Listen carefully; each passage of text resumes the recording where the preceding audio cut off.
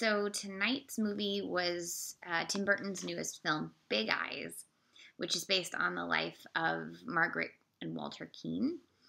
I actually had not heard of the Keanes until this project was starting up, and then I found out about them.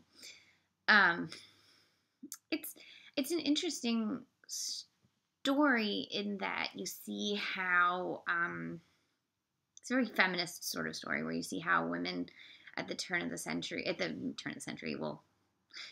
but even at the mid-century are still sort of undervalued as their own person and as, in this case, their own artist.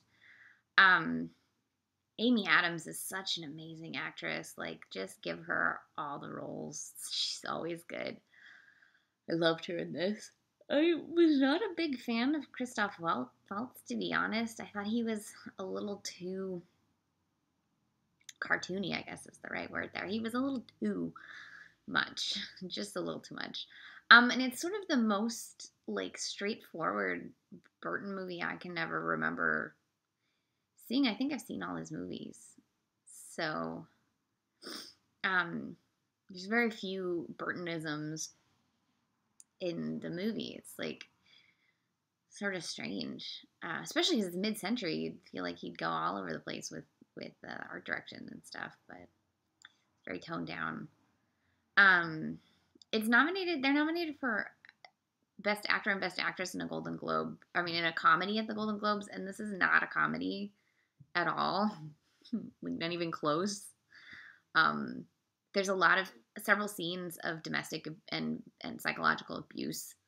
Like, this is not a comedy. Don't go in thinking it's a comedy. Like, no. God, Amy Adams is so good. I'm stuck on that. I don't know. I think it's really worth it for her performance. I think she really brings something great to this story. And I'm really jealous of her beautiful coiffed white blonde hair. Although mine, I got a mohawk going. It's pretty good. But hers is just that perfect, like, Marilyn Monroe in Something's Gotta Give blonde. Something's Gotta Give's the incomplete final film of Marilyn Monroe, if you don't know what I'm talking about, which was from that same early 60s. Yeah, I have a headache right now. I'm sorry, guys. I'm not feeling it.